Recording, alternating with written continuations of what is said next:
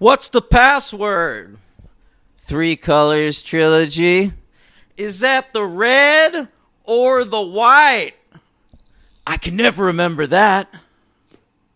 Both? That's right, we're covering both today on the franchise. That was a little sketch brought to you by Ace Ventura, Pet Detective. Here he is on the ones and the twos. Le Tron D. The D Train, Daniel Ehrenberg. I hate myself so much. Here he is, Henry Papali.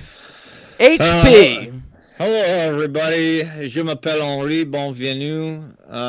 This is the franchise episode 220, and we're wrapping up our coverage of the Krzysztof Kieslowski trilogy, Blue, White, and Red. Yep. Not red, white, and blue. We're in France. Inexplicably taking these French flag colors one by one and molding them into a loose metaphor, loose at best. Very loose. Come on, man. Not to detract, because that's not to detract. We talked about it last week, but I'm with Dan on this. We have not talked about these as usual, but yeah, I know. Does the Three Colors conceit make these movies better, worse, or the same? The same. It doesn't affect your enjoyment.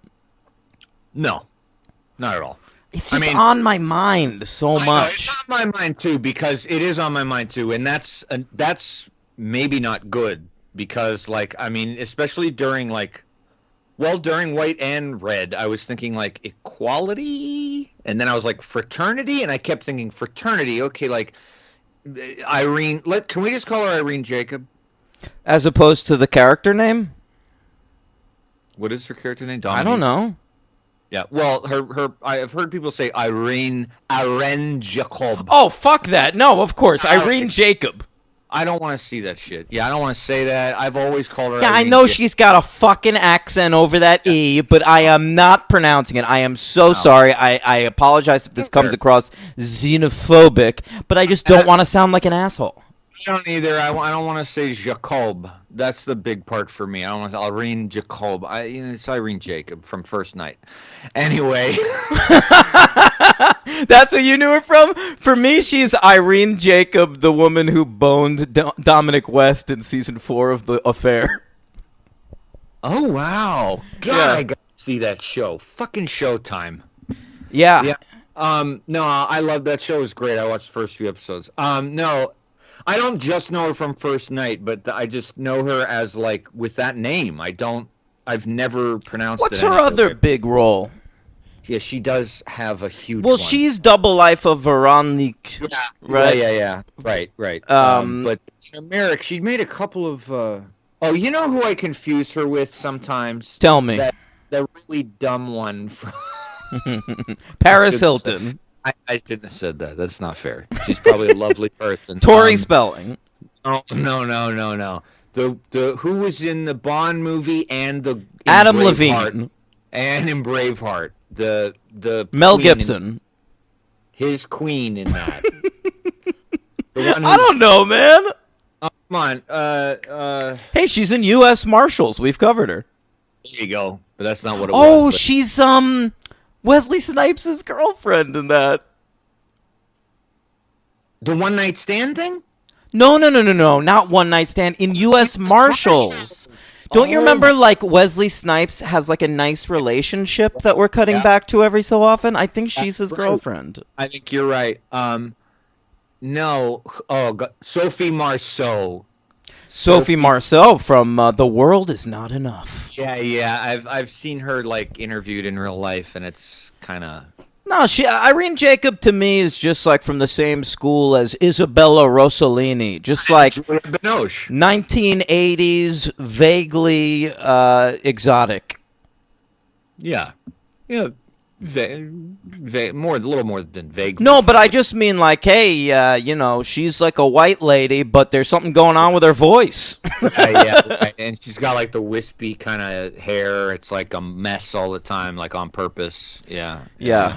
But anyway, yeah, I was thinking about it with Irene Jacob and the fraternity thing. I'm like, maybe the fraternity is her relationship with the judge, and then why? Then I'm like, why am I thinking about this? And then with White, I'm thinking about equality, and well, where's the equality? Is that Carol comes back against Julie? It's like I don't want to be thinking about this. Well, I gotta tell you, in terms of films about fraternity, Kieslowski's Red was definitely topped by Todd Phillips' Old School. Yeah, or Neighbors.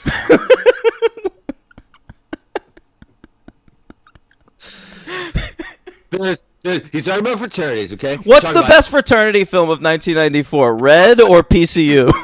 PCU. You got Animal House. You got your Red. You got, I always throw Red in there. Red. Hey, what's a better Red movie, this or that Bruce Willis thing? That's a tough call.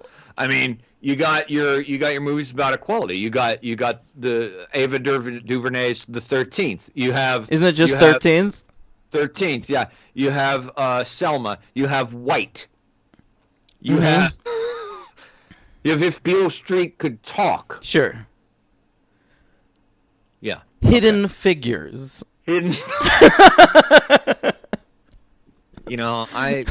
I felt bad for knowing that movie's not good. Well, you don't like the part where Kevin Costner takes down the blacks only sign in the bathroom? Of course, I had to read because I'm sorry. I try not to do this with certain things. I knew that was bullshit, and it totally was. Of course, it's bullshit. Yeah, I know, but sometimes you have a little bit of it. I wouldn't have to do that with certain other directors, but I was just like, this didn't happen, man. That movie's just not good. Hidden Figures? Like an average, it's just a potboiler and about an amazing fucking story. It's just so. It's such. I don't know. It's charming. I don't know. The problem is it was nominated for a lot of Oscars. I feel like if I caught that movie 15 years later on Stars, I'd have been like, oh, what a nice little movie. I agree. It's just a little too cloying. It doesn't have to be cloying. There's no reason for it. All this, it's there, man. Yeah, bro. You believe in telling the truth, Henry. You want to tell the story as it fucking happened. No frills, man, like The Real World. That's the thing I was thinking of, actually. The Real World? What's your favorite season of The Real World? Season 1. No, that was Los Angeles, I believe. That's when I was invested, man, for real. Who's in that, Puck? I believe he's in season 1. There's I thought it was New York. But I think New York season 2, my friend. I think I watched season 2 as well. I want to say season 2 was New York. I want to say perhaps season 3 was Seattle, and that was the one where with Judd and Pedro, and where Pedro died of AIDS. I watched that season. Mm-hmm. I was watching that season until I was 15 years old. That's right, bro. You were into The Real World. Shameful. Did you see Las Vegas with Ruthie? She got drunk in the fucking hot tub, bro. She had to leave for a while. I think I was done with that. You were out by then? The Pedro thing feels like that was my last hurrah with the show. Sure. After Pedro died, you were like, it hurts too much to watch. This is too real world. Yeah, man. I need my world to be a little fake. I ain't ready for this shit. Brah. All right, let's talk about White, I guess. Yeah, let's do it. We got a good show for you folks. We've got some great at the end. We got some great reviews. We got on iTunes. What do we got? We got. What are you trying? There's nothing to tease. What are you trying to tease right now? People to turn it off. Oh well, I hope you don't turn it off. Basically, all you're getting in this episode is we're going to talk about Krzysztof Kieslowski's 3 Colors White and 3 Colors Red. We're going to rank the 3 Colors movies, and you're going to hear some of these witty jabs. Yeah, I mean, it's the same as every other show. Yeah. There's really nothing to talk about. Henry's got some themes he's got to pull up later. I know that much. Oh, I'll tell you one thing is that I guess what theme I found. What? Unearthed, the Razzie theme. Oh, that's good. Merla sent me your version. Oh, that's good.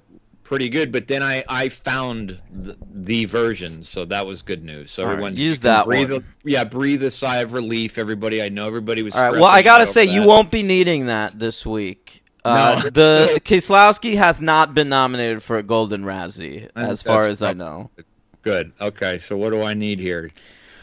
Well, nothing for White. No one gave a fuck about this movie. And one, I think that's because it came out the same year as Red, and they gave all the nominations to Red. But two, also, it's not that good.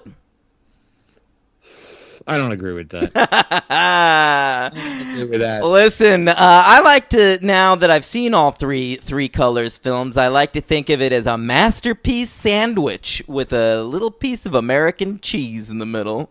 That's interesting. Yeah, I mean, I definitely have this. I have to say, I have a clear favorite. Me too. Okay. And I did, with White, I definitely felt we were down a very strangely, I don't want to use the word unoriginal, but like just, I didn't expect it to be as conventional as it turned out to be, given what we had just watched. Here's what we're doing. Is Krzysztof Kieslowski is an artist, and sometimes artists thinking like they want to like spend some time working in all corners of the medium that they choose to play in, they think, what if I made a comedy? Yeah. And I can count on my dick how many times that's been a good idea. Here's the thing, though. I think you're right, but I didn't think this. I know it's actually even considered sort of a comedy, or what did they call it? An anti-comedy. Oh, but fuck all of that bullshit. Everything that Ebert or whoever said, like it's an anti-whatever, it's just that. It's not an anti-comedy. It's a comedy. It has jokes in it. He was one of them, but apparently like that was like the way a lot of people were calling it. Mm-hmm. But yeah. But I still don't think it's a comedy. Yeah, watch Tim and Eric and then watch this and tell me which one's anti-comedy. That's anti-comedy. Yeah. I think this is a drama, though. I still think it's a comedy. I didn't really laugh. Well, no, nor did I, but it's a comedy. But I didn't think it was strictly going for comedy. I mean, I felt that it was sufficiently comedic that it felt out of place with the other two. Where at the point, okay, so at the end of Red, you know how they like show all the characters from all the movies? There's a shot of the main dude from White, and he's the only one of the characters that they show making like a goofy look on his face. And it's because you have to. It's the only way he would have made sense in that movie, because this movie's just like such a fucking clown show. But I didn't think, boy, I guess we're going to have pretty different I didn't hate it. It's fine. It's a good movie, but like there's so many comedies by like the great artists of our day that are like good movies, like totally solid, and like you watch it and you're like, clever, interesting, but you don't laugh at them ever. Yeah. I think Playtime by Jacques Tati is a great comedy, great movie, but I don't watch it and laugh. I never laugh once. Yeah. Well, I think also like some of that, I mean, some of it might have to do also, for me, okay, I'll just say for me, I know that some of this has to do with the context of Blue and the context of, like, I'm not really expecting, nor am I particularly, I admit, am I at all attuned to French humor. So if it's a subtle humor, you know, this isn't subtle, dude. There's a lot of like Jerry Lewis shit in this movie. There is. But what I mean is, I'm not attuned to be programmed to really think of it outside the norm of a drama. So, like, I mean, even the suitcase thing where he gets in a suitcase, I'm sure that, you know, I'm just more like, God, that's fucked up. I wasn't thinking it's funny. I know it was supposed to be funny, but I was just more like disturbed. Of course it's supposed to be funny, because like if he wanted to play it real, he could have played that moment real, and it could have been, he's running out of breath, and then when they open the suitcase, he's drenched in sweat, and he's red, and he's relieved to be out of there. But no, when they open the suitcase, he just sort of tumbles out. And, I mean, all right, let's set it up a little bit. Yeah. Krzysztof Kieslowski, of course, directed it, co-wrote it with his partner, that other Krzysztof, Pizuwitz. Right, Piziewicz. Yeah. This one came out in France on January 26, 1994. Made $1.4 million, and it came in at number 187 at the American box office, right under Car 54, Where Are You?, which I definitely saw in theaters. I didn't see this in theaters, but remember how I had said this was the only one I've seen, and it indeed was. I have seen this all the way through, but it was an extremely long time ago, and I don't really know. I think I rented it when I was like a teenager, older teenager, probably an adult, 18 or 19, and just didn't really even think about the other two being part of it and just watched it. But I remember liking it a lot when I saw it. If this was the first one I saw, I don't think I'd have that much interest in seeing the other two. It is all I saw. I didn't, yeah. I think Kieslowski knows that, though. That's why it's 2 of 3. It's not strong enough to kick this shit off, and it's not strong enough to wrap it up. Yeah. Red has some issues, too, though, I think. Oh, so is Blue your guy? I didn't say that. You know me with movies that have issues. I don't give a shit. They could still be my favorite movie. Most of my favorite movies are messes. The only movie that I really love that's perfect is Jaws. Yeah, that's the perfect one. I mean, yeah. That's not really true. We've got plenty of movies that are pretty much perfect. I mean, fucking There Will Be Blood is perfect. I don't know that There Will Be Blood is perfect, man. I think that movie's got some edges. Got some fat. Yeah, not fat, but like seams. Where like I love everything in that movie, but there's things you can complain to me about where I would understand. Yeah. If you tried to complain to me about anything in Jaws, I'd be like, go fuck yourself. What about Empire Strikes Back, man? It's pretty perfect. The Empire Strikes Back? Yeah, it's perfect except for the fucking ghost blowjob of, Vader's head coming off and Luke's face being underneath it. Oh, okay. Well, listen, that's what the ghost blowjob is. It's the one bad element in a great movie. All right. Fair enough. That fucking scene. I never remember that scene. And that's on Dagobah. That's right. Yeah, right. I forgot about that. Okay, all right. I like that scene. Anyway, it's the worst scene in any of the Star Wars movies. That's any of the original trilogy. I don't think that's true. I think probably Jedi has some scenes that are going to rival that. Yeah, rival, but I don't think top. All right. Let's focus. White. Oh, Car 54, Where Are You? Right. All right, that's all I got basically on this movie. It was pretty much ignored at the end of the year, award-wise, which is sort of interesting considering the wealth of awards that Red was nominated for and won. I just think this is probably ignored just too because it is just more conventional. It's just kind of a story, and I think it's very good, but I don't think it necessarily has the individual stamp that Blue and Red have of what we've seen of this guy. I mean, I just think it's I think it's a good story. I think the ending is great. The ending is great. That last sequence it almost makes the whole thing worth it. I agree, and even in how it makes you think back.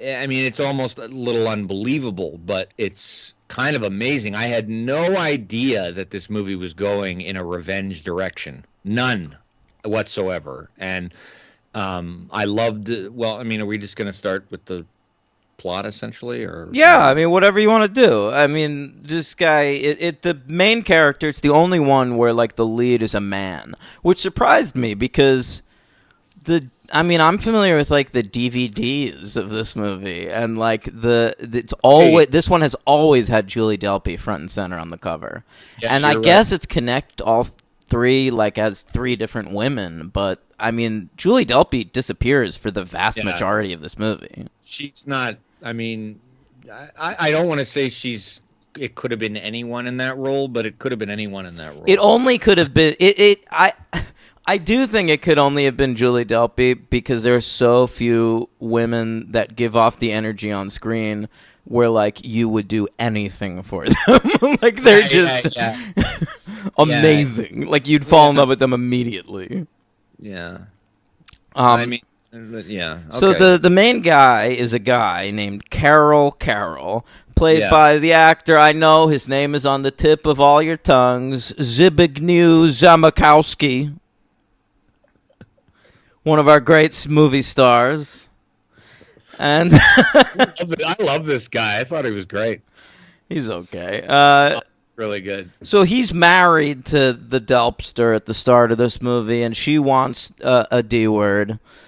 Divorce, not dick. And because of that, apparently. Oh, that's right. His dick is deathly afraid of her. Now, I related to that.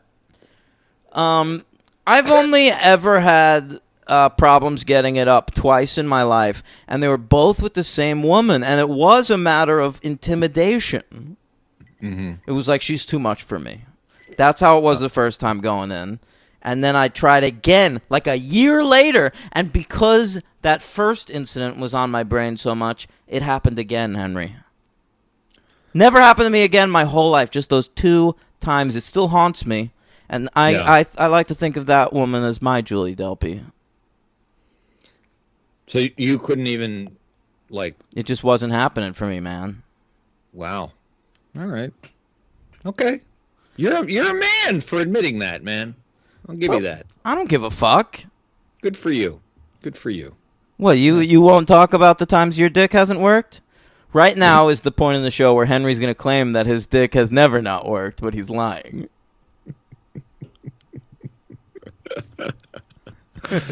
It usually rises to the occasion. I believe you. I believe it usually does, but you know there's been some times. He's acting like ignorant of this. I don't know what you're talking about, dude. That's not physically possible. All right. So he can't get it up. He can't consummate this marriage, and she humiliates him. I mean, she humiliates him, but like, does she actually do anything really wrong? Well, she's a little harsh, but like she takes his business, all of his money, his house. I mean, it's just weird. That's a weird part of the movie because and I guess that is why it's supposed to be a comedy, because like there's really no introspection on that. Like that's it. Like, no, the whole point. Married him already. I mean, they didn't do anything before. I mean, it's just weird. They don't give an illusion that they're super Christian or something, and that they're both virgins. So, like, why would she not know?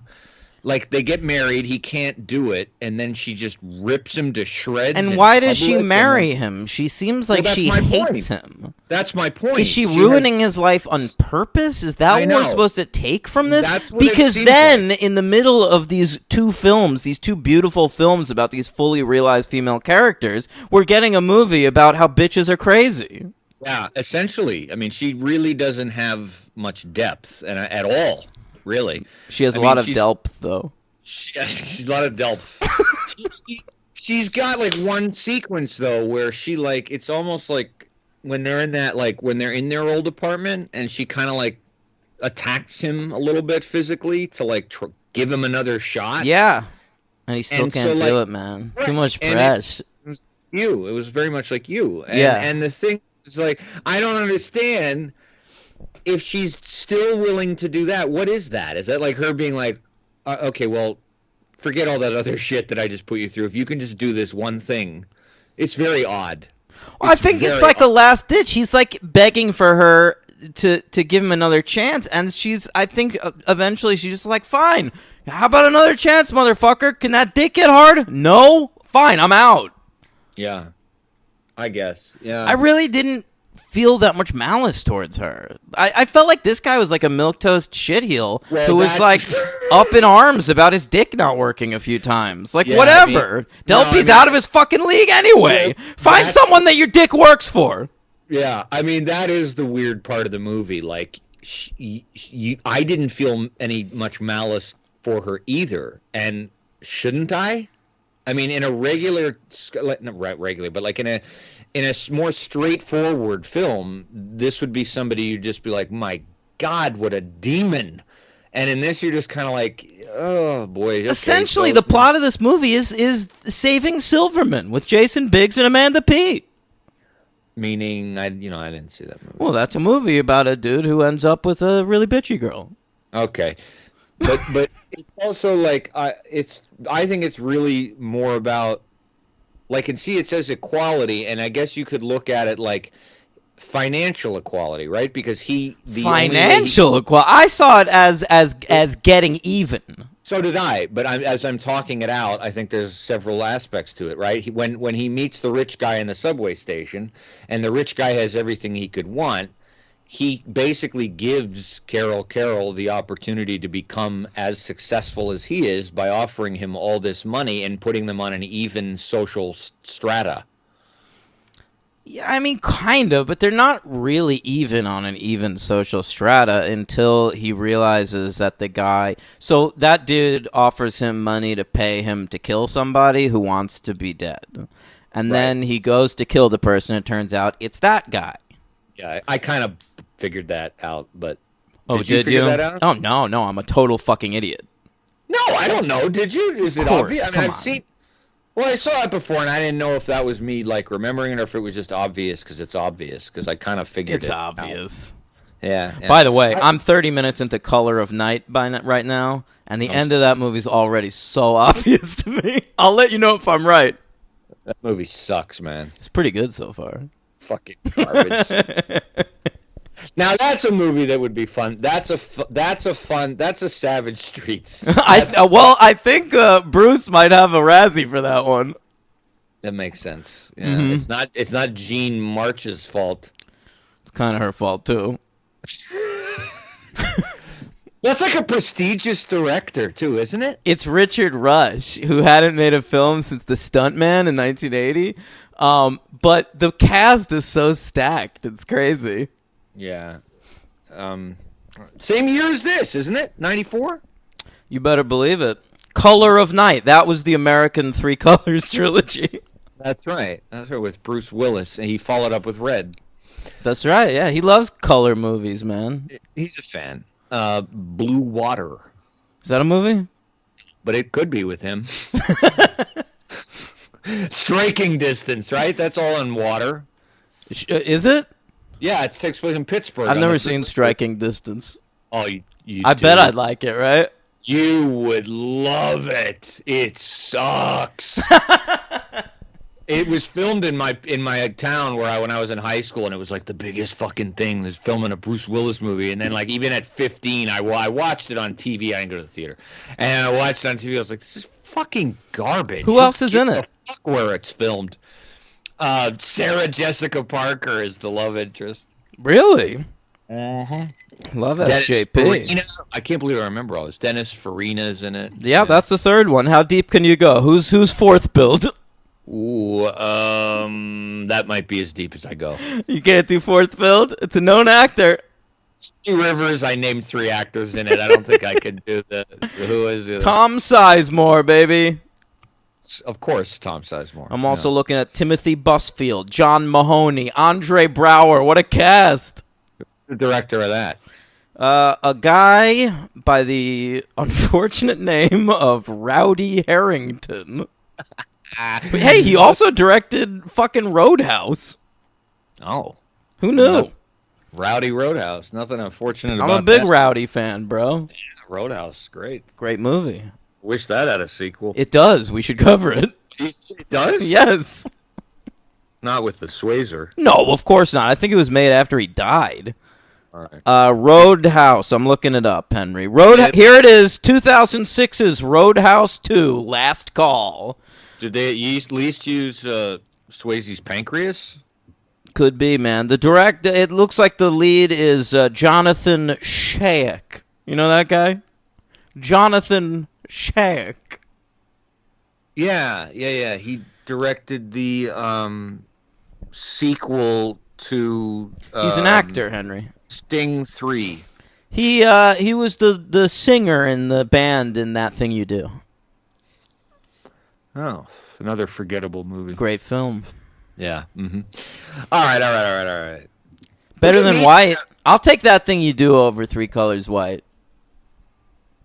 I like White. I like it. I think it's very good. I'll go on record.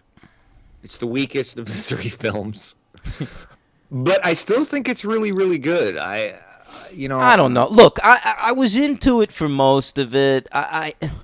Let's just talk. We don't have to go through the whole plot. Let's just talk about things we like. I mean, we basically have already. It starts with the stuff with their wedding, and then he meets the guy in the subway because he's homeless for a while. I sort of liked that section of the movie. That's kind of interesting to see a guy fall that far. And then he gets the offer to kill the guy. Turns out to be that guy. That's a really good scene. It's the centerpiece of the movie. It's the best scene until the end when he shoots him with the blank. I really dug that too because I honestly thought maybe Carol was that desperate that he was just going to do it, and then I think Carol would have done it. Yeah, no, I think he would have too. But the fact that he gives him that option. That's pretty cool. I mean, that I think builds another humanity to the character. It shows some depth that was missing elsewhere. Yeah, because I think it's very easy for a guy who just went through what he went through to be, just fucking hateful of the world. He only hates women. Right. Forgot about that. Mm-hmm. Although he's a hairdresser of an award-winning European famous hairdresser. That was an interesting wrinkle. With his brother, who's even more of a milquetoast. Another famous character, by the way. I am so sick of characters in movies having to be famous. Oh, right. Every director in the world is like, that's how I'm famous, so people in the world are famous, right? Meanwhile, he's famous for early 90s Poland, so he's got this awful looking communist hair salon with shitty streets and everything, and it just looks like a garbage dump. But I guess I went to East Germany once and it was not pleasant. It's rough going over there. I said I'd never step foot in Germany, but I feel like there are more Nazis in America now. I think you're absolutely right. Mm-hmm. I was there visiting my Jewish friend, so he had a tough time. Hey, my friend Josh Merlis, a Jew, lives there. Yeah. Mm-hmm. Yeah. No. Yeah. With his Jewish baby. They're there. What, Nazis? Jewish people. Oh, yeah. They're there. Some of them survived. All right. But this is the least interesting part of the movie is when he starts working with this dude and builds up his wealth. Yeah, it's truncated. I don't even know what he was doing. Yeah, I just don't give a shit about money. I don't care about this guy rebuilding his wealth.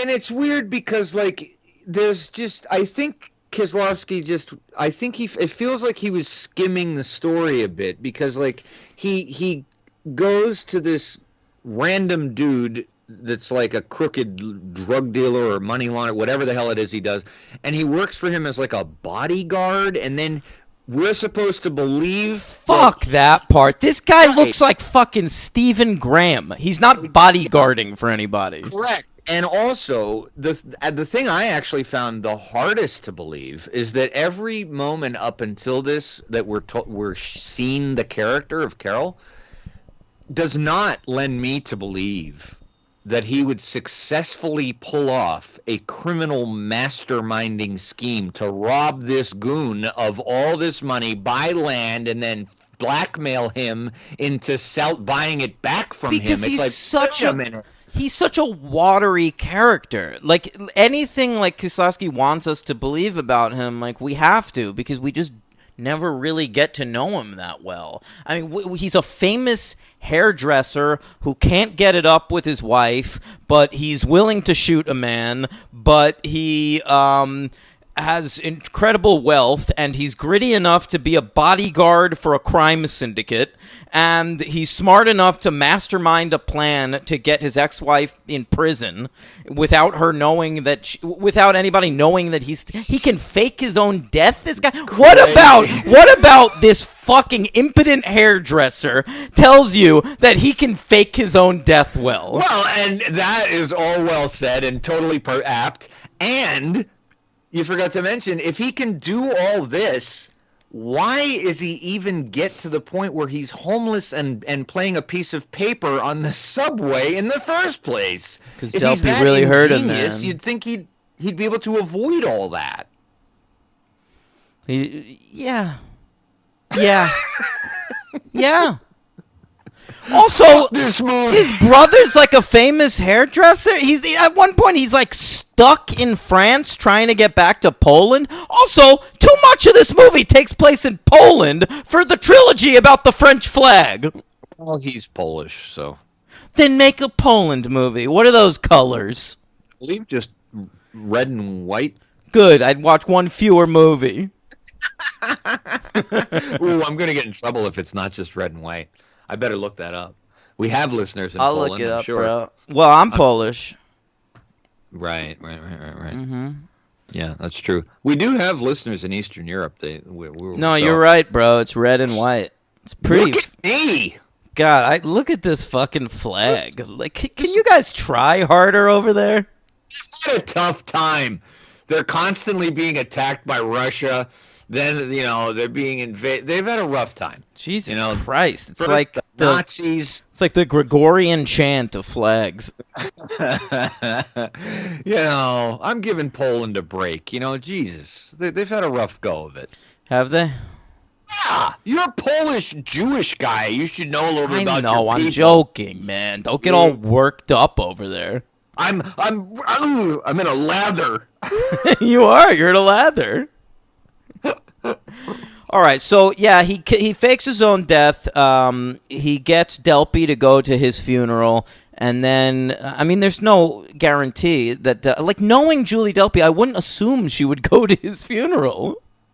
Yeah, I mean that's what I'm talking about with the first thing I mentioned when she kind of sexually attacks him in the apartment. It's like, well, I don't get it. If she loves this guy, then what are we doing? She still wants to be with him. She's sad that he dies, but she treats him like garbage. She lets him listen to her fucking another dude on the phone. I mean, I don't know. That was hot, man. Very odd. I'd very be into odd. that. Meanwhile, you would. Meanwhile, anybody wants to let me do that, let me know.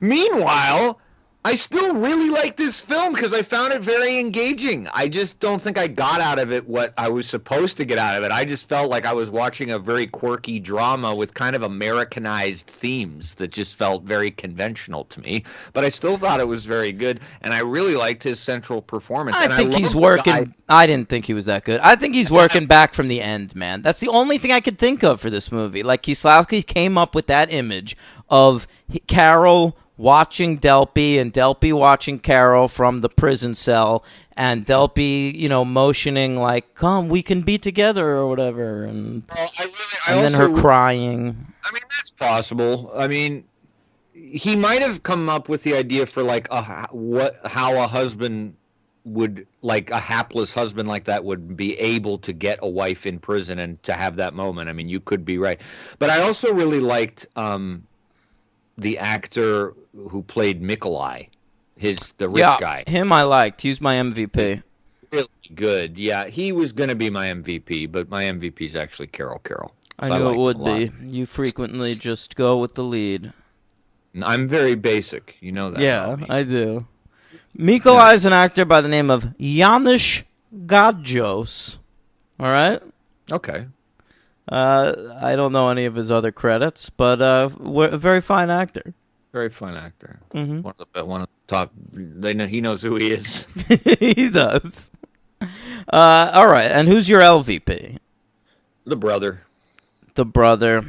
That's a good pick. I mean, it would have been nice to have a contrast. Like if the brother was like some badass or some like real macho guy, that would have been very interesting to see like a dynamic between. But he's like the same character. He's like worse. And yeah. I mean, maybe that's just to make Carol look stronger, but I don't know. Well, at that point in the movie, he's a bodyguard, so we know Correct. that he's very strong. Very, very strong. Yeah. All right, I'll go with that too. What do you give this movie? I'm gonna give it 4 stars. Oh, okay, good. So, I mean, that's fine. Yeah. Yeah. Yeah, you thought I was going 5? Yeah, I thought you might go 5. I thought about it when it was playing, and then I let myself kind of sleep on it, and I just didn't. It's not 5 stars. I know that's an unpopular opinion. All I had to do was look at Letterboxd to see that. What, people but love this movie? I think so. Really? My rating. Don't pay attention. I didn't to realize it. I was talking shit about some kind of a classic here, Henry. Yes, you are. It's a trilogy that's beloved by a lot of people. I mean, Yeah, I know, but I guess I assumed this was the weak one. I mean, I Jason don't know. Anthony Harris, our friend, gave it 5 stars here. Yeah. Okay. So we got and I see.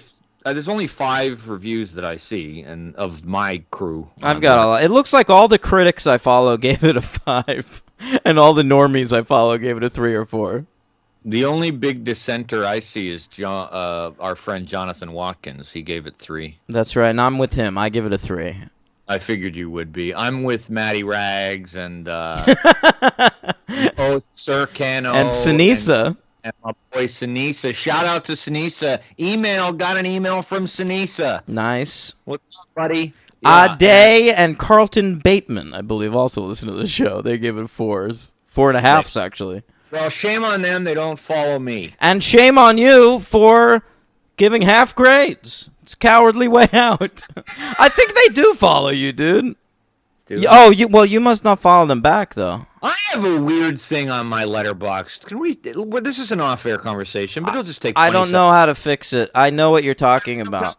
I can't look. No offense to my listeners. No offense to my listeners. But sometimes I do want to see Dan's reviews because he is my co-host, and I will look up movies that I know you've seen. And your review is just pushed out of frame. Like I'll have 11 people, and you're not one of them. How do I got to be able to change that? Well, I mean, you can scroll down, but I don't know how to fix things on your phone, Henry. You have an Android. It's some kind of fucking, toddler phone. Right. I don't have the cult phone yet. That's right. Yeah, the phone for grown-ups. When I have a problem, I can get it fixed. I don't have to depend upon when Apple goes under. I'm not going to be fucked, so that'll be good. Oh yeah, Apple's going to go under. They seem like a really fledgling company. By the way, I cannot. Apple is they're such fucking assholes. I can't even remember when you told me to watch Greyhound. Yeah. Can't do it. Why not? Can't download the Apple app. You have to have an Apple product in order to even download the app. Now that's some shitty bullshit, and you know it is. That's fucked up. Yeah. I like the balls of it. Lot of balls, but they're losing people too. But clearly they don't care. Yeah. They're trying to be the standard. So forget that idea. I'll never be able to do that, but it'll come to television, and then I'll be able to do it when it gets to my cable. You'd love it. You'd love Greyhound. All right. Are we done with this movie? I'm done. 4 stars. 3. All right. Where are we headed next? Red? Sorry, who did you say was your LVP? I just went with yours. That's a good pick. Yeah. There's Right, really Red. only 4 characters in this movie, and I'm not going to give it to the lead. I'm not going to give it to Delpy, and the other one's my MVP. Yeah. No, fair enough. All right. Red. All right, Red. Now, this one, I felt like 3 minutes in, I'm like, oh, this is the one. Okay. Like, right away. It's just like, I feel like I'm in good hands. In the last movie, the whole time, it felt shaky to me. It felt like a guy, a brilliant filmmaker, trying to play outside of his wheelhouse and only doing an okay job. And to me, in this movie, this felt like a passion project where I was just in good hands. Like, this was a filmmaker at the height of his skills and at the height of his confidence. Just throwing this shit out there. Throw everything at the wall. Like, this movie's all over the fucking place. And this is just what we were talking about before, man. like, Blue to me is more perfect than this movie, but I agree. This movie is so much more powerful. Oh, all right. See, okay, well, we've already revealed it then. So red is your... Yeah, and Blue is yours. I knew it already. Yeah, blue... Red is superb. I think it's... What you said earlier, just now, about it is all over the place, and I thought it combined, like, these startling ideas, but kind of had this, and I think this is me just seeing this movie for the first time 26 years after it came out, and having seen so many movies, especially by like Iñárritu, where those type of plot threads all come together at the end, and like it. Except Iñárritu, Iñárritu, No, the whole no. Dick. When Iñárritu does it, the whole movie is about that, and then you reach the end of the movie, and Iñárritu, you're supposed to celebrate. Look at what he did! Amazing! That is just a tiny part of this movie. Red is a complete artistic statement before any of that shit happens. Well, I know, I'm aware. Before the ending and the before it ties into the other two. Yeah, and you could watch this movie completely. In my opinion, you could watch this. You could watch any of these, really, but you could watch this movie on its own. And it will be the one I watch on its own. Yeah. Well, I'll watch. I'll watch all three, but I might too. I might watch all three again, like in my lifetime. But I can see myself revisiting Red 4 or 5 times before I revisit the other two. Yeah. See, I just think with Blue, the story itself got me more. Got me quicker. It appealed to things I'm interested in more. Well, this appealed to things I'm interested in, like voyeurism and perversion. Right. That sounds about right. And dogs. Really cute dog. Yeah, some good dogs. Yeah. One cute one I just felt bad for. Wait, what? The judge's dog, even though I don't really care for German Shepherds, it's a great dog. Yeah. Great dog. Great dog pups. The young judge, his black dog that he abandons, not that cute. I don't remember that. Where's he abandon it? He's forgettable. He's like a poor man's Asta. He leaves him by like a fucking telephone pole. It's really awful.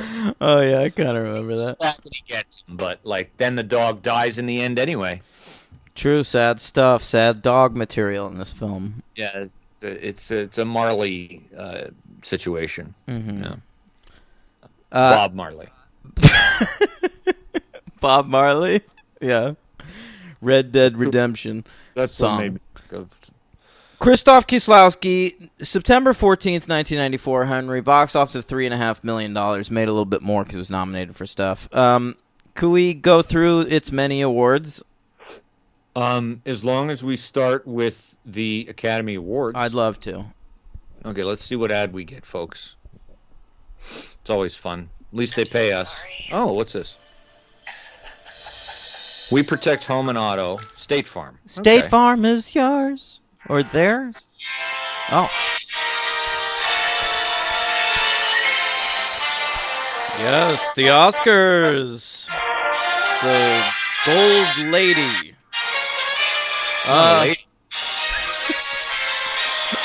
Sorry, shut it. I can't do this with that playing.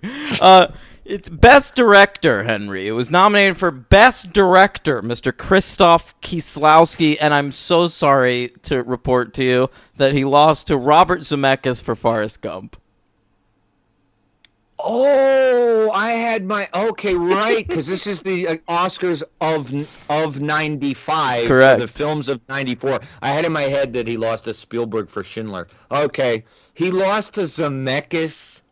Yeah, Zemeckis for Forrest Gump. And who else lost that year? Tarantino? Yep. Fucking... It was a really good year. I can't remember the nominations, but... lot of fun noms.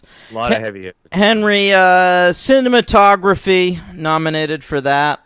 Lost to Legends of the Fall. Okay, but that's a beautiful looking movie. Whether you like Henry, but guess what? You get a head start when you're shooting landscapes like that. I hate that fucking shit. You do, but look who the cinematographer for that movie is. John Toll. He's somebody good. He's all right. All right. Best original screenplay nominated for that. Lost to Tarantino. Yeah, Tarantino won that. Fair enough. He got up there and was like, "Listen, I'd like to thank Harvey Weinstein, who really took me under his wing and showed me how to pick up women." All right. Henry, can we hear the Palme d'Or theme? The Cannes Film Festival Palme d'Or theme song. I'm pretty sure that was a theme that I had improvised on the spot. Can I hear it? Sure. Fucking hell. When was the last time that we played this theme song? Not a lot of films have been nominated for the Palme d'Or that get sequels. Right. Okay. Comment ça va? Le Cannes Film Festival, comment ça va? Parlez français, Cannes. Comment ça va? Cannes. Lost to Pulp Fiction. The song did that I just did. It No, the movie did at the Cannes Film Festival there. How was that? It's all right.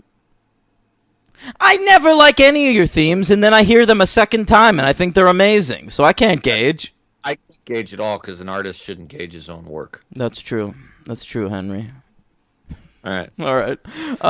Somewhere in my email, Merlis totally recorded the Cannes theme song. I'm sure you're right.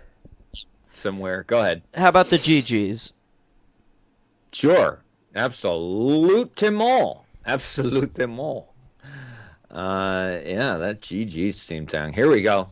Yep. It's the GGs, the Golden Globes. It's the Hollywood Foreign Press, mostly French. Yeah, it was nominated for Best Foreign Film, and it lost to a Belgian film called Farinelli. I remember that. Yeah, me too. That's our good friend's last name. Just a note, it was not nominated for the Oscar for Best Foreign Film because of some bullshit, like, whatever. Cross-pollination or something like that. It was filmed in 2 countries or something. It's so stupid. I hate the fucking Oscars. I know, they're great. Henry, do you have the Independent Spirit Awards theme? Right, yes. Yeah. I have that on file. Here it is. Here's the Independent Spirit Awards thematic rendition for those awards. I'm clearing my throat because that's what it takes to sometimes go deep into these files. I understand. Cleared my throat. Okay. Independent spirits, the spirit. I didn't know what was happening at first. That's very good. It's like a ghost award. Yeah, because they're spirits. Yeah.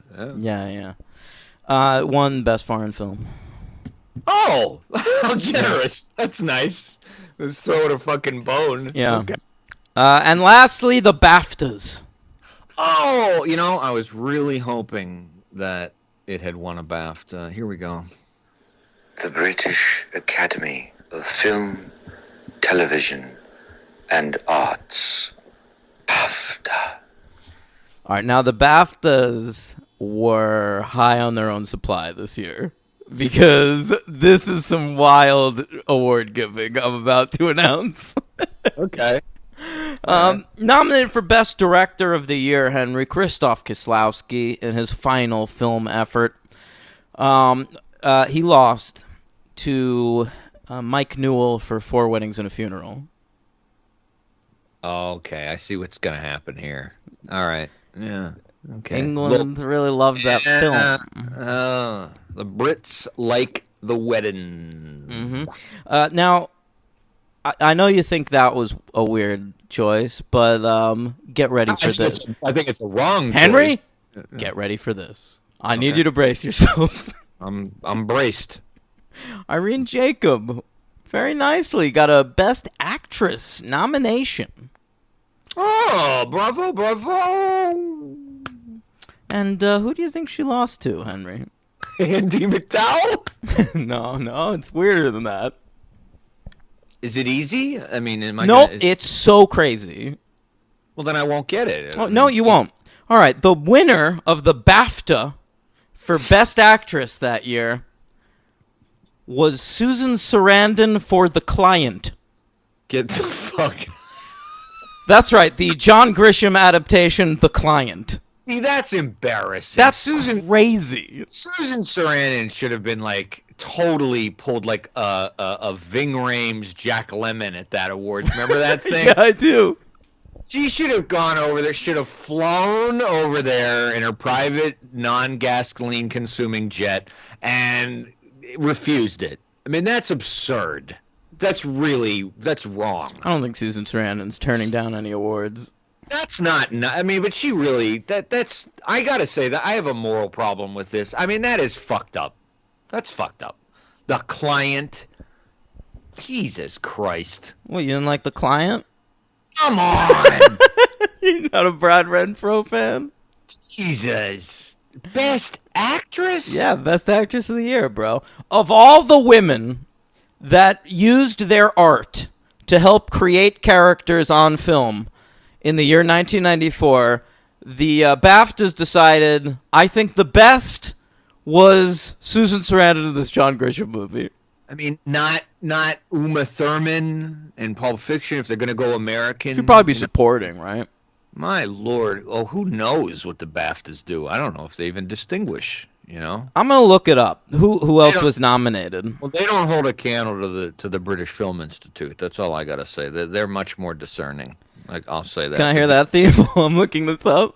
Yeah, that's why I said it. So Okay, good. I'd goad you. I'd trick you into it. And the British Film Institute.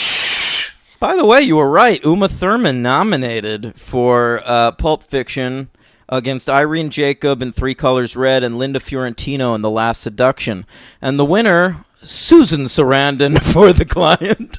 Yeah, I mean, that's crazy. The other four performances are all great. Last Seduction is a flawed movie, but she's fucking amazing. You know what? You're full of shit. I saw you gave The Last Seduction a 3 on Letterboxd. That's a better movie than that. It's a very good movie. My opinion of that movie actually decreased over the years. When I first saw it, I thought it was fucking amazing. It is. That movie fucking rules. It's not really amazing. It's amazing. It's a very look. I love John Dahl. You're never gonna get me to talk shit. It's not as great as I thought it was, but it's a. You know, she was nominated for The Client for the Oscar too. And she won the next year for Dead Man Walking. I believe. She lost that year to Jessica Lange for Blue Sky, which is also interesting because that movie was made like 4 years before it came out. So she was winning, like the best film performance of 1994 was done in 1990 or whatever. Wow, I always forget. That's Blue Sky came out. It was made in 90? 91 maybe, yeah. It sat on the shelf for a while until The Fugitive came out and Tommy Lee Jones was a bigger name. How is that eligible for an Oscar for that year? Because it came out that year. Yeah, I know, but that's ridiculous. You know, Red can't be nominated because it took place in 2 countries, but we're going to nominate a 3-year-old film because it was distributed in 1994. I hope The New Mutants wins all the Oscars this year. Unless there's a white-splaining black history movie that'll take everything yet again. Oh, that's right. Yeah, Green Book. Oh, another good Colors movie. Green Book. Well, we did that last week, but yeah. Green Room, Green Card. A lot of green movies. Yeah, Green Hornet. Yeah. We did this last week. But we did it last week? No. We did every color last week. You know who else was nominated for Best Actress at the Oscars? Jodie Foster in Nell. One of the worst performances you've ever seen in anything. Wait, please. One of the worst movies ever made. I agree. But please, do me a favor. And for the listeners' sake, you know, it's been a tough day for everybody. What does she say, though? What's the thing? You know what I'm talking about? What's her catchphase? Because Nell says a lot of weird shit in that movie. No, you did something on the show eons ago when because it won, like, it was nominated for some fucking screenplay award or some shit, and you said like something like it beat, and you were just like, yeah, and it lost to Nell. for that great screenplay that went. Well, it's chickabee, tea and me, chickabee. Ressa, me, chickabee. That's Nell. We've got to get you to say more words, Jodie Foster. I know one skill, and it's to make you talk. Oh, right. That's Liam Neeson. I forgot he's the therapist. Chickabee doesn't mean anything to me. Remember that? Liam Neeson. No, it's pretty good. Do the scene in the movie where Liam Neeson is like, I think we could perform your therapy better if you would be naked more. There's an old theory that performing in the nude liberates one's mind as well as one's body. There's one scene in that movie where Liam Neeson is like, I truly think it will help you to shed layers of yourself. And I'm like, dude. And she goes, Chickabee? Chickabee too? No, she readily agrees. She's happy to do it. Chickabee, you and me. Is Nell related to the Order Up cook? Yeah, the Order Up cook is Nell's son. Chickabee, doop, chickaboo. All right, let's get back to this masterpiece. Viewing Red. Bunch of idiots. All right. Sorry to all our international listeners who really wanted a serious review of Red. Well, listen, international listeners, maybe you shouldn't have given fucking Best Actress to Susan Sarandon in The Client, and we wouldn't have had to talk about it for 10 minutes. Touche. That's right. All right, so this fucking movie,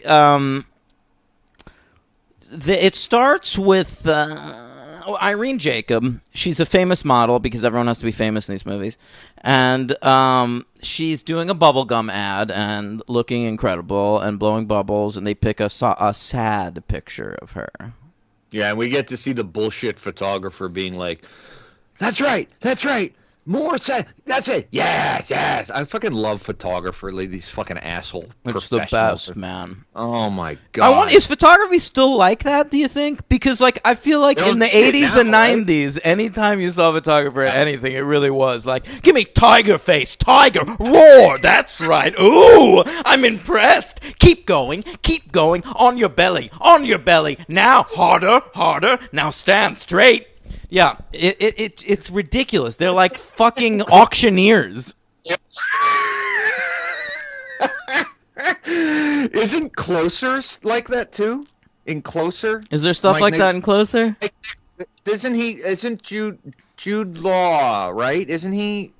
Or one of the women is being photographed, either Natalie Portman or Julia Roberts, and there's a scene like that in there too. And it's fucking 2004, man. Are we still using that kind of, well, I guess people still use professional. Well, when Just Shoot Me was on the air, there was a lot of that.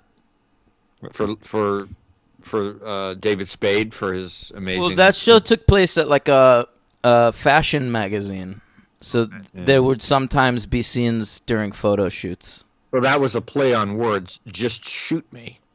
I never realized that until right this second. Neither. Literally, that's unbelievable. Literally, as I was saying it, I was like, yeah. That's fucking incredible.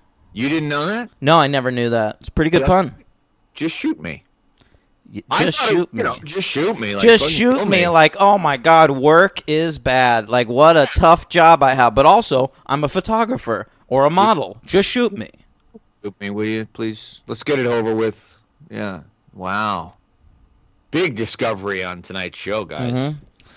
Great show. And the TV major. Yeah. Missing that one there. Apparently I got that wrong on the final exam. Oh.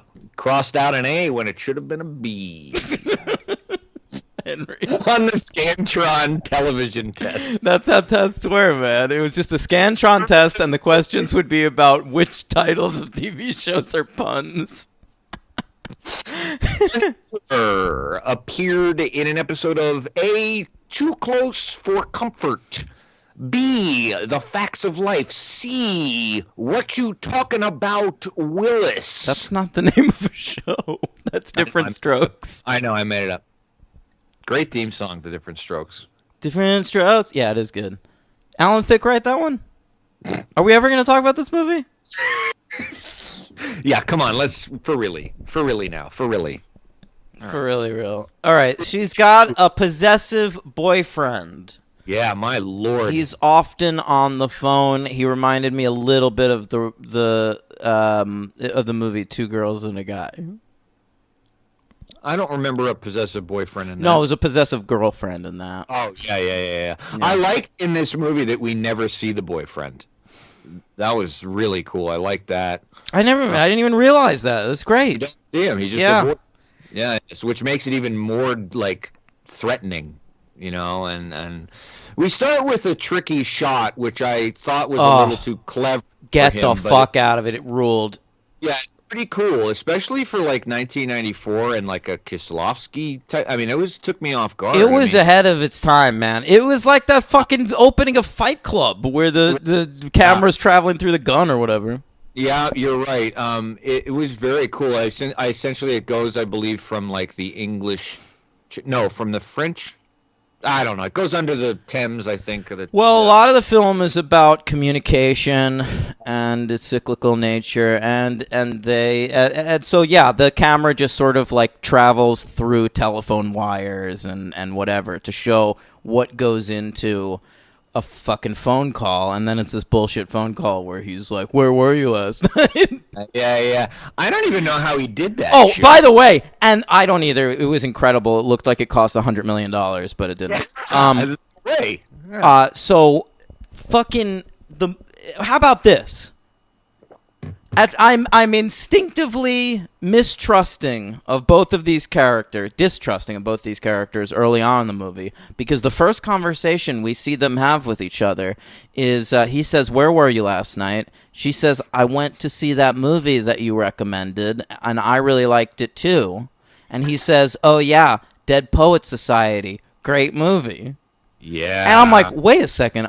First of all, I'm thinking Kieslowski. This is Krzysztof Kieslowski. Why did he put that in the script? It's either because he really loves the movie Dead Poets Society, or he like wanted to say something about these characters, and I couldn't really figure out which. I know. I have the same thought when that happened, and I have to say I wish my thought was not that he just loves that movie, because I think it is. I think so too. I think he just picked a movie he liked. He's not going to do what I would have loved, which is pick a movie he thinks is terrible and give the boyfriend that shitty taste. That's too much for us to read into. Plus, everybody loves Dead Poets Society. You and I are like two of the only people I've ever talked who don't love that fucking movie. You're right. I feel like what he was probably trying to do was to just pick a mainstream movie that like normal people go to see. Like I really like that through line in Knocked Up where like everyone is talking about going to see Spider-Man 3. It's probably like that. That's probably all it is. 8 years prior to this movie. He might have written the script in 91 or whatever. It's kind of weird, but of course... I mean, he knows it's going to be dated anyway, so, like, why bother changing it? And it's France, and they might do, like, interesting things, unlike here, where they might show older movies that are slightly out of theaters. What are you talking about? They do that here all the time. Yeah, in New York. They don't do that in other places. I've lived in other places. They did it in Pittsburgh, like, once in a... Well, but now there's, like, Alamo Draft Houses and shit. Okay. All right. People are doing it, man. I see people on Letterboxd all the time in like bumfuck nowhere going like, just saw Inception in theaters, 20th anniversary or 10th anniversary, whatever. Well, I wish they'd do that kind of stuff more often in the States. They do. You can go. You just don't do things. Fuck off. Oh! There's no movie theaters anymore anyway. No, it's true. That's a relic of the past, bro. That's why I own Blu-rays. That's why I have a Roku television. I paid $3.99 to watch Color of Night on Apple Plus. Wow. You're a fucking maniac. I wanted to watch Color of Night. I watch Tesla. I don't care about that. I do. Is it directed by someone I like? Yeah. I don't know if you like him. That's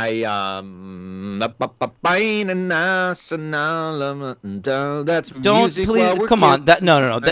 I would say things. You're just killing time. Okay, go ahead and say stuff. I got it. I'll find Who's it. the director? Michael Almereyda. He did Hamlet. Hamlet and The Experimenter with Peter Sarsgaard, which I loved so much. I read a book about Stanley Milgram, the fucking scientist. Fucking nerd. Yeah. Guilty. All right. Guilty. A famous psychologist. It was a great book, great movie with Winona Ryder. Oh, he also directed the movie Twister with Crispin Glover.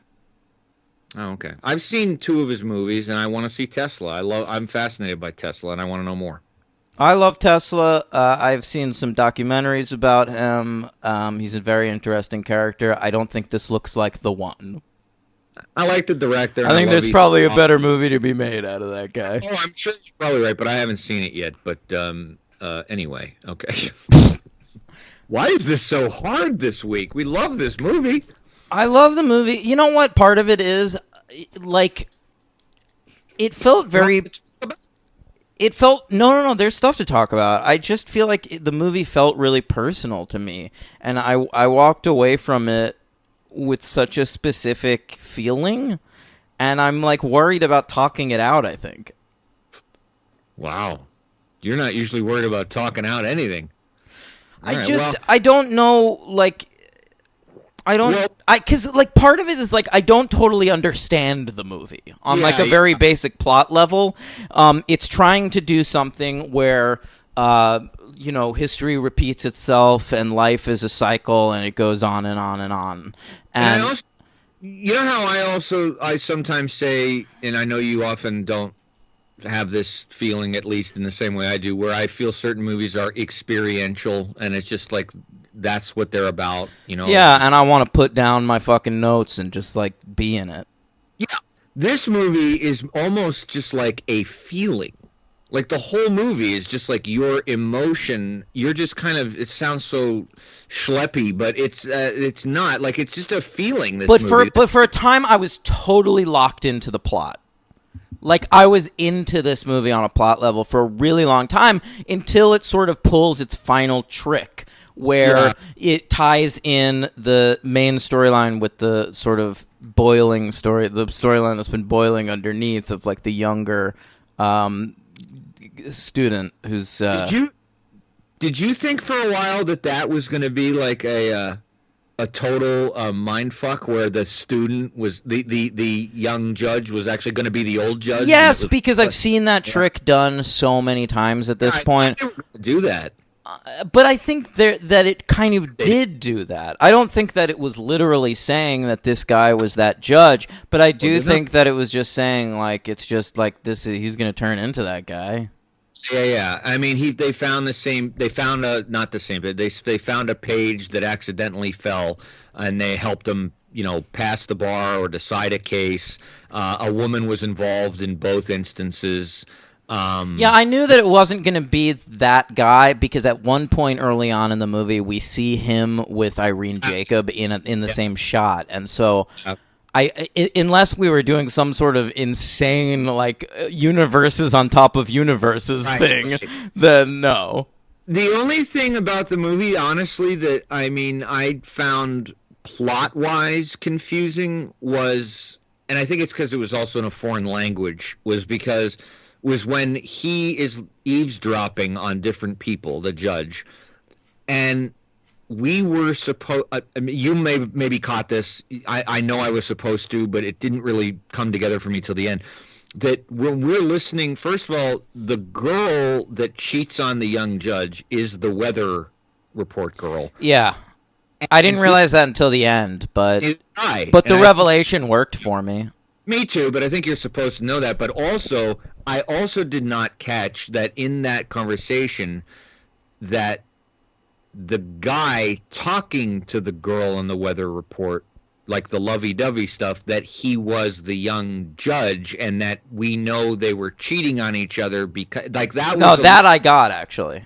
It was, yeah, I didn't, because the older judge, he says like, he says something like he's not happy that he found out they're cheating on each other, and I'm like, wait, what? Why do I know? How do we? Because I didn't know they were cheating. She was cheating on him until we see it happen, where he's just like she's not returning his phone calls and all that, and the older guy seemed to already know. But based on because we hear a couple of phone calls before we find out that they're being eavesdropped on, and in those phone calls, it does seem like she's distancing herself. Like, it's almost like a parallel to the bad boyfriend of Irene Jacob, where he's like trying to make plans and she's like backing out and he's getting frustrated. Right, but I didn't sense that in that just audio that while we were given. I couldn't make that distinction with the dialogue they were saying that she was distancing herself at all. I didn't catch that. So this judge is Irene Jacob finds a dog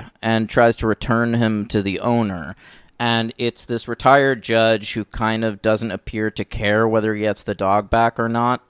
And she finds out that he is eavesdropping on the whole neighborhood. He has a setup where he can hear everybody's phone calls, and they listen to a phone call of a man cheating on his wife with another man. And she says, I'm going to go over there and tell them that, you're fucking doing this. And he's like, go ahead. I hope you do. And she goes over there and sees that he has a wife and a daughter, and the daughter's actually listening to the conversation on the phone.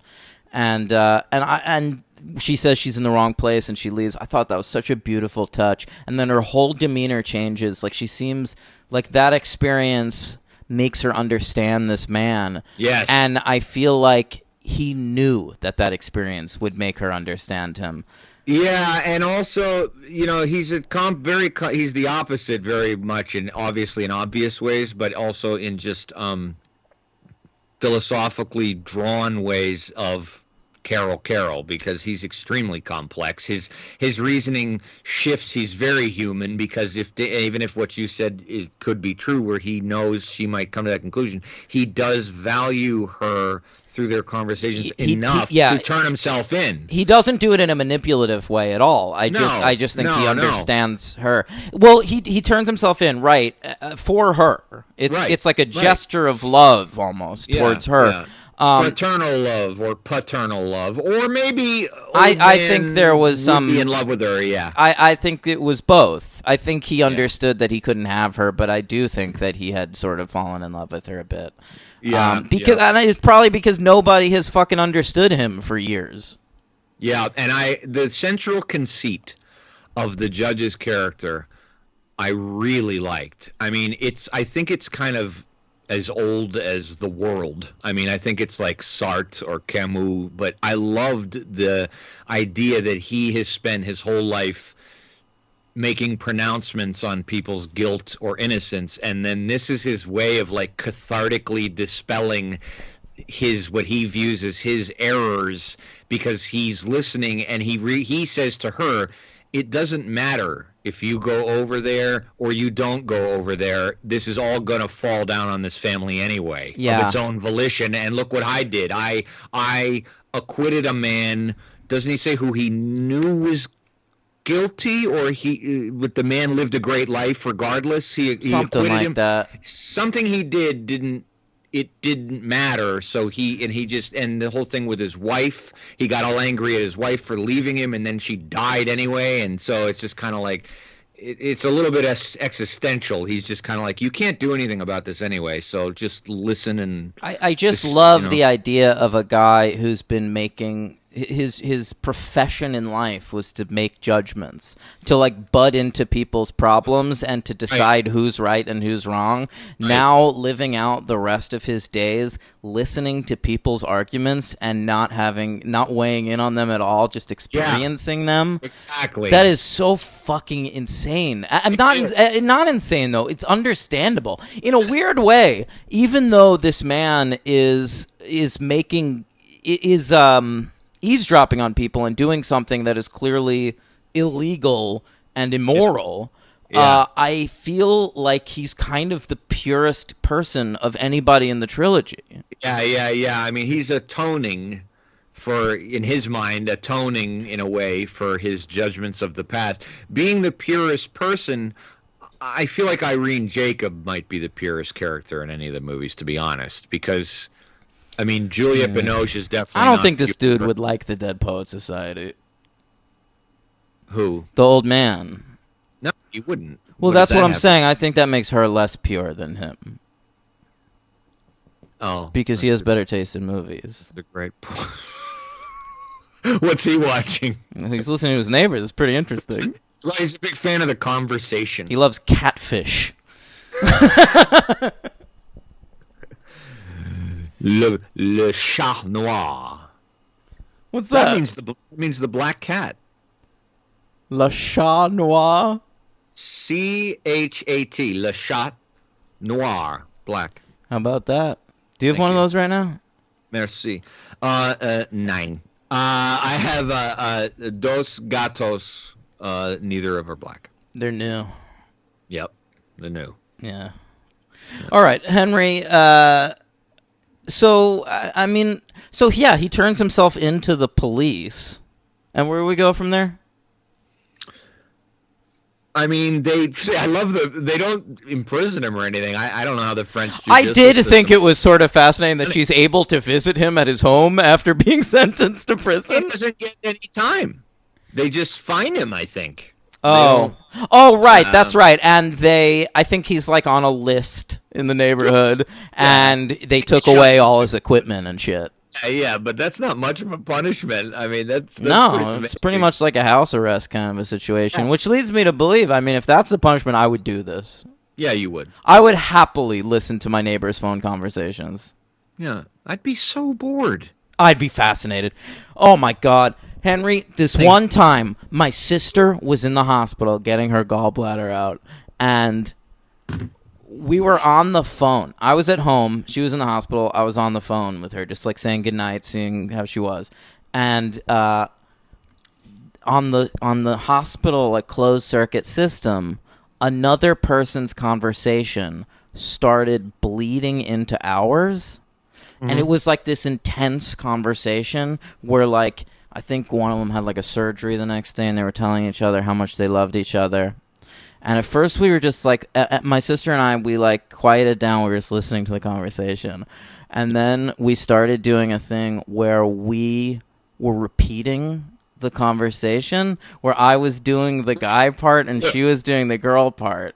Wow. And it was just amusing us. And Right. then they started to be able to hear our conversation. No fucking And they way. heard us doing that. And the dude was like, because she's in a hospital on Long Island, so the guy was, of course, like, all the emotion of the moment, all the deep, like, philosophical feeling of fate and of like mortality, all that ended, and he was just like, I mean, if I find out who this is, I'm gonna fucking kill you. I'm gonna chop your motherfucking head off. And And then I'm gonna take you to go see Money Monster. yeah. That's awful. Oh, Yeah, boy. so that was my first experience eavesdropping on another person's phone call, and I think it went great, and so I'd love to do it again. Right. Well, I'm sure that there's ways you can figure out how to do that, dude. I'm sure you can, open up an old comic book and buy those super hearing aids they used to Yeah, advertise. man. Yeah, like I feel like it made me understand CB radio, like why that was such a popular phenomenon. I've used one of those before. You've when used I one of those? When I was a kid. What was your handle? Oh, I don't remember, man. That's very funny. Yeah, I don't remember. My dear departed aunt, who Dan knew very well. Marcia? Marcia, yeah. She's a big fan of the show. Helped me get started on this show, actually, with some equipment. Come on, one of the. I just loved. She was an amazing person. It's so sad.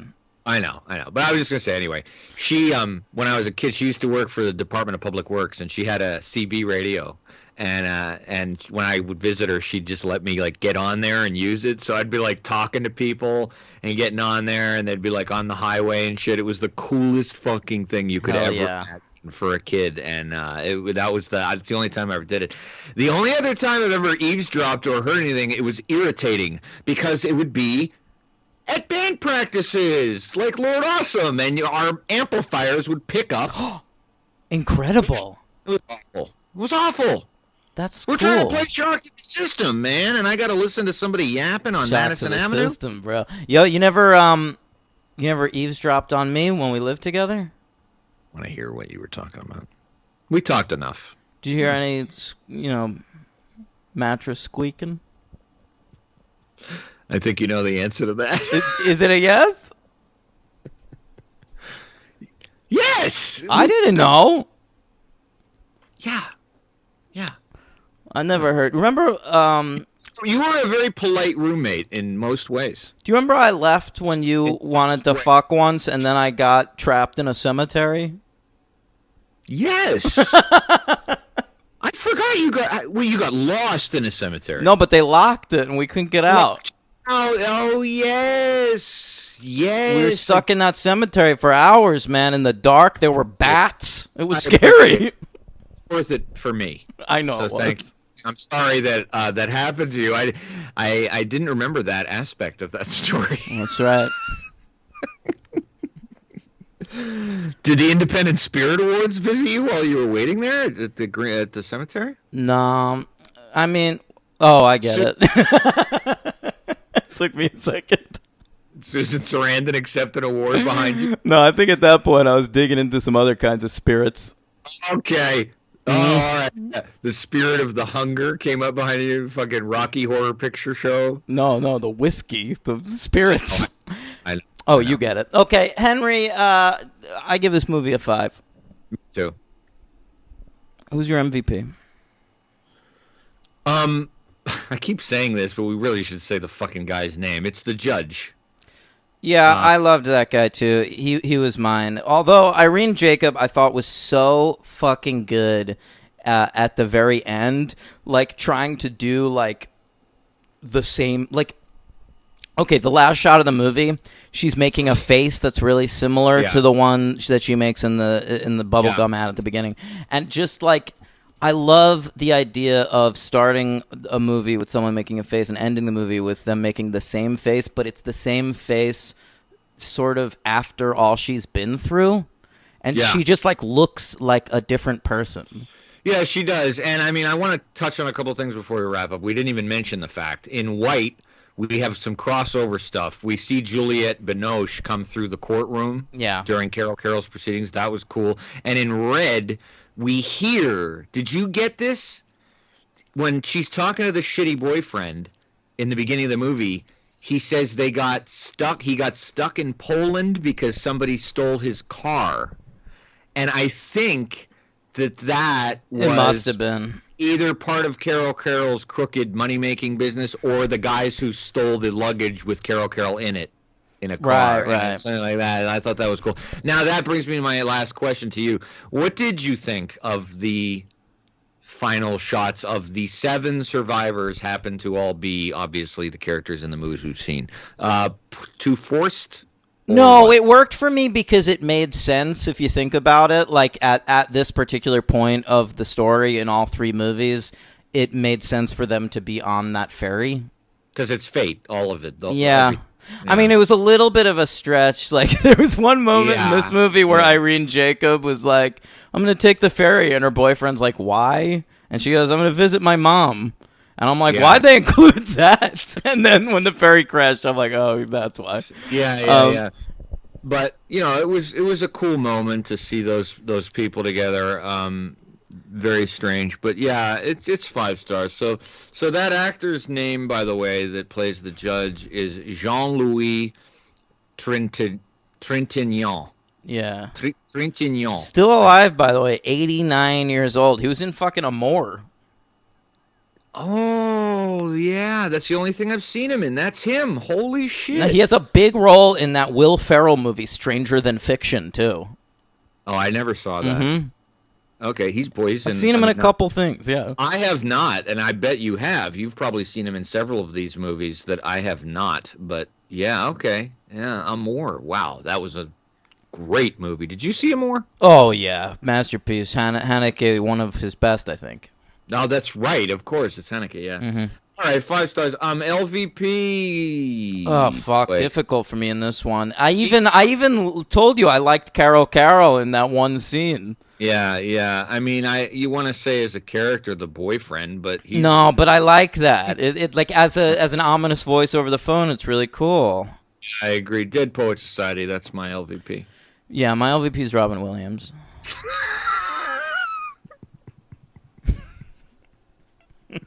Peter Weir. By the way, Good Morning Vietnam is one of the worst movies ever made. Yeah, when we were wrapping up off air last week, Dan said he's got to go finish that. And I was like, let me know how it is. I haven't seen it since I was a kid. I think I gave sucks. What did I give it on here? I think a 3. Yeah, because I had it at a 3 also, and it's so much worse than that. Yeah, a lot of black voice. The whole movie. It never goes away. Is there a lot of gay voice? There's a little bit of that, yeah. I give it 3. Yeah. It's all because the whole movie is just him fucking riffing. Yeah, the Adrian Cronauer. That's what I remember. And it's just everybody. The whole movie is just like cutaways of other characters laughing at him. There's one part in that movie where he's talking to Forrest Whitaker, and they're talking about like what it's like to be on the radio, and it's like this is Forrest fucking Whitaker at the beginning of his career, future Academy Award winner for playing Idi Amin. He was just in The Color of Money, which he's amazing in. He pops up for a few scenes, and he has the indignity of Robin Williams ad-libbing lines about how, hey, man, I think you need to funk up that voice. Funkify that voice, my man. Oh, my God. Yeah. I don't remember that. No, of course you don't, because back then the whole world was fucking ignorant, and we just didn't know how shitty everything was. I thought that movie was hilarious. I'm so glad Robin Williams is dead so that he doesn't have to get canceled. Are you kidding me? He's prime candidate for cancellation. He is. I don't know how that would work either. Yeah, that's like his being. All right. 5 stars, LVP Dead Poet Society / Robin Williams, and, order of ranking. Oh, it's so fucking easy for me. It's red, blue, white. And for me, it's blue, red, white. And nothing against Blue. Like Blue's a great fucking movie. I gave it a 5. This movie is really I wanted to like watch it again as soon as it was over. Like it really connected. Like I felt like I was discovering a new favorite.